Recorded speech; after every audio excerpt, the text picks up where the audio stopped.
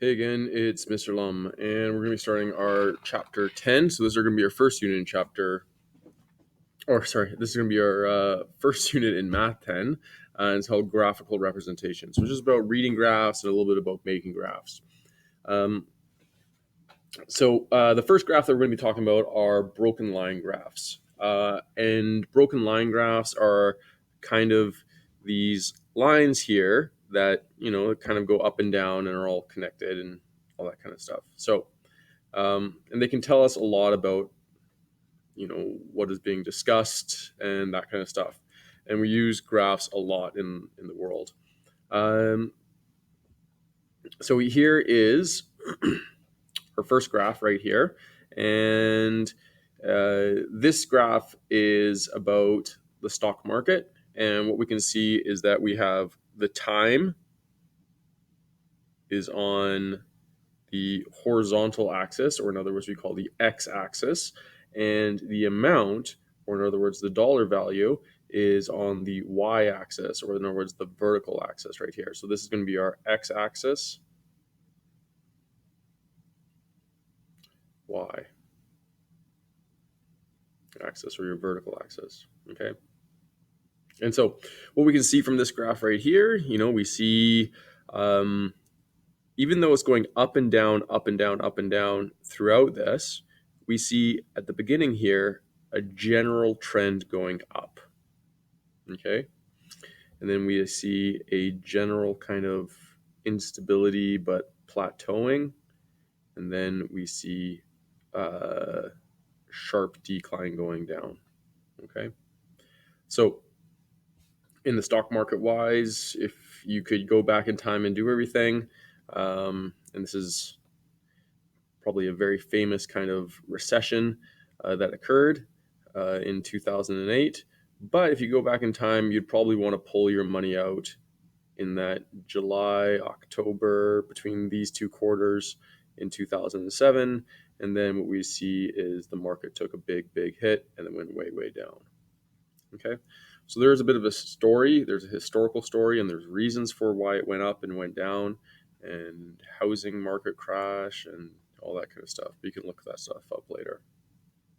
Anyways, so let's take a look and try to figure out what is going on with the story that is from this graph. This is a little bit easier graph to kind of to see.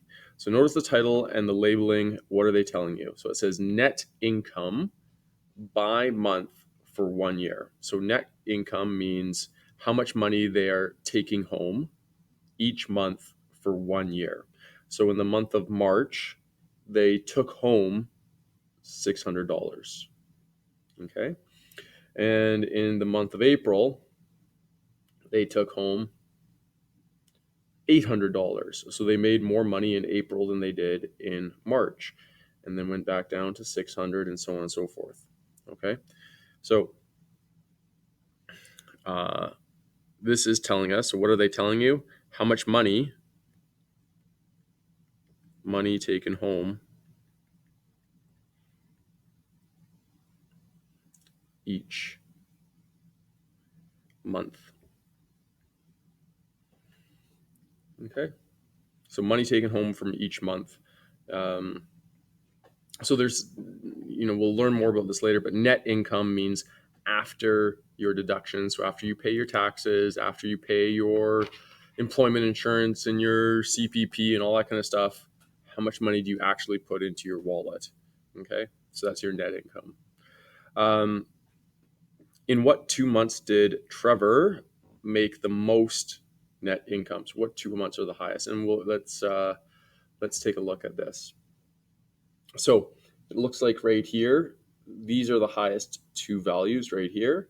And this was in the month of December and November. Okay, so we're going to say November and December. Let's write some amounts too to it. So if we go up to November, and it's in between 2,000 and 1,800, so we're going to say, so in the month of November, we'll say 1,900. Okay, so $1,900. And then here for the month of December, it's between 2,000 and 2,200. So we'll say 2,100. Now, why would they be making more money in November and December than they make in January, February, March, April, May, and all those kind of things? So this is where the storytelling part would come in, or you need an explanation of why is it like this. And the we don't know the actual reason, but you can come up with maybe a whole bunch of different guesses. So maybe Trevor sells Christmas trees.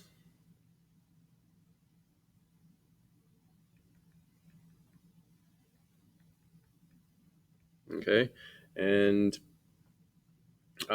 people are really buying those Christmas trees in November and December. So he has huge sales in those months. And then still has pretty decent sales in January. I'm not sure who's buying Christmas trees then. Or maybe instead of he sells Christmas trees, maybe he just sells trees. And so he gets the Christmas tree sales in November, December, and then people are still buying firewood for January and February because they're still cold months, still a little bit chilly month here, and then here maybe some spring and summer or warmer months, so people don't need to buy all that firewood. So maybe he doesn't sell Christmas trees, maybe he just sells trees. Okay, um, so a lot of different maybe kind of explanations for this. Maybe he has a hot chocolate stand, okay, and sells more stuff when it's colder out. Okay, so a lot of different explanations that we can come up with, a lot of different guesses, but this graph can kind of help us guide us with some of those guesses. Okay, so from March to August, Trevor's net income was relatively low. Suggests 2 reasons why this might be so.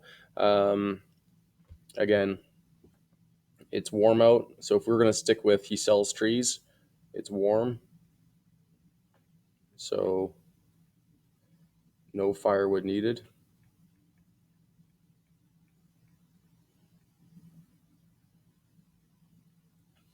Okay, so maybe something like that. Other students have said, like, instead of saying sells trees, some people have said he runs a snowplow, and lots of people need their stuff plowed in these times right here, and maybe he's just doing like mountain passes and stuff like that in the spring and in the summer. So that could be another reason there. So going down the list, when we draw a graph, we need to decide which variable is on what axis. Okay. Um, so here we've already determined that this horizontal axis is called the x-axis.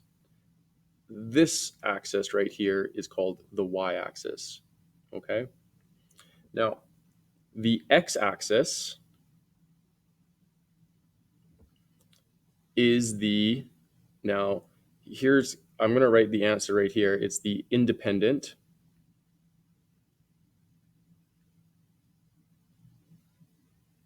variable. That means it does not depend on anything. So the month of March doesn't matter if he's selling trees or not, it's still the month of March. Okay? And if we said that Trevor did snowplows, it doesn't really, if it's the month of March, it doesn't really matter if he's selling trees or not. It's still the month of March. It's independent. Time is independent. It doesn't depend on anything. Now, on the y-axis, it's the dependent variable. That means if he is selling trees, it's going to really depend on what month it is if he's selling trees. So if it's November, he'll sell more trees. So that y-axis is very dependent on what month it is. It's very dependent on the independent variable. Okay. Now,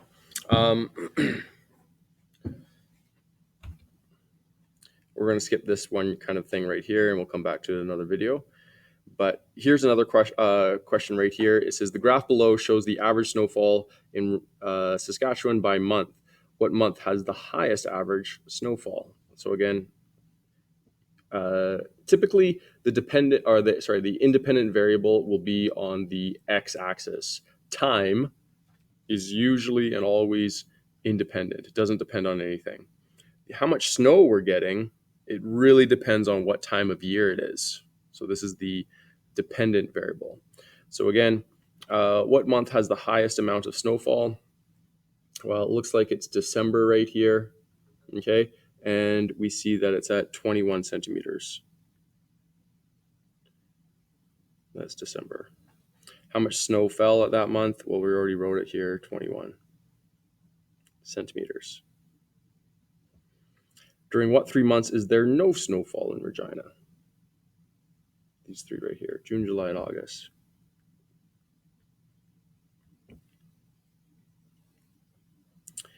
During what month is the average snowfall approximately twice as much as the average October snowfall? So we're going to look up where October snowfall is. Okay. And it's right there. So that's 5, 6, 7 right there. So you want to see something that is twice as much as that. So in other words, 7 times 2 is 14. So we're going to look at 15 here. So here's 14, and we see right there. And pretty much that one right there. So I would say February and maybe November.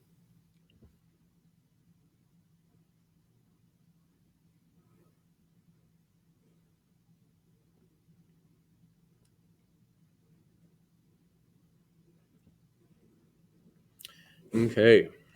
Jacob owns a small appliance repair company. He tracks the company's net profits over a 10-year period, and he examines the data and just like that. So first off, we're going to make a broken line graph. I have a little bit of graph paper right here for us to kind of work on. Now, the biggest thing is that when we're setting up a graph, we have to figure out which one of these two values is independent and which one is dependent. Okay. If you ever get something like time is almost always the independent variable and should therefore be put on the x-axis. Okay. So we're going to put time here, and time is going to happen to be the year. Okay. So I'm going to start with 2000, and then we have 9 years. So it's going to be 01, 02, 03, 04, 05.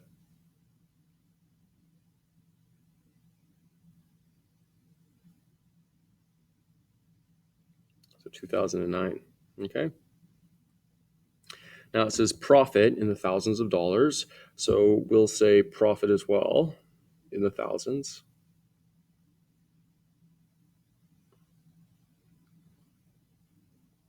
And we're going to go up by, I think, let's say we'll go up by fives here. Or say 10, 20, 30.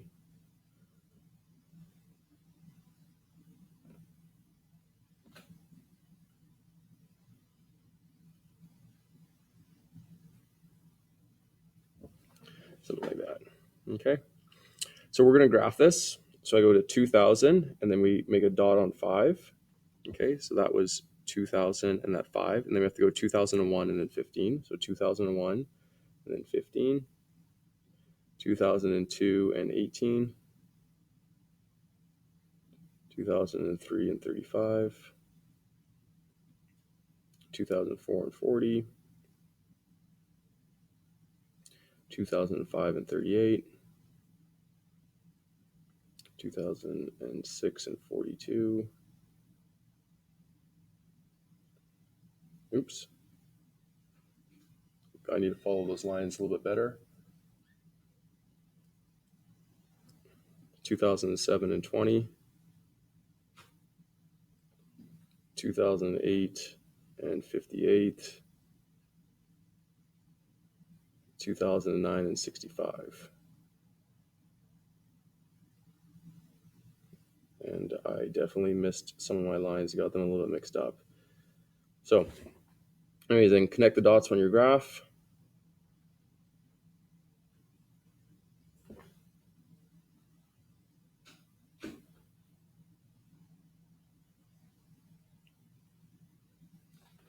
something like that. So that's what our graph looks like. Now, is there a general trend in the data? That means if you were to make a prediction of what 2010, 2011 is, could you make a prediction? And I would say the answer is yes, you could make a prediction. Okay. If so, what is it? Going up. So overall, this trend, it is going up. Now there's an exception, or a couple little exceptions right here. There's a small dip in the graph at this point right here. There's a very big dip in the graph at this point right here. So are there exceptions? Yes. Okay. There is a small exception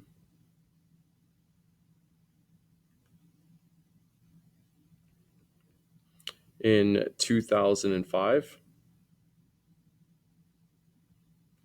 Big exception in 2007.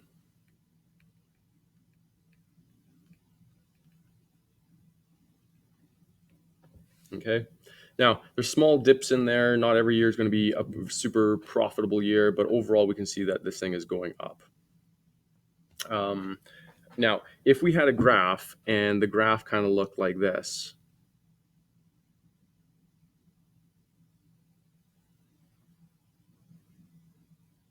okay, I would say that there is no trend, okay, that we don't know if it's going to go way up or if it's going to go fall further or what it's going to do.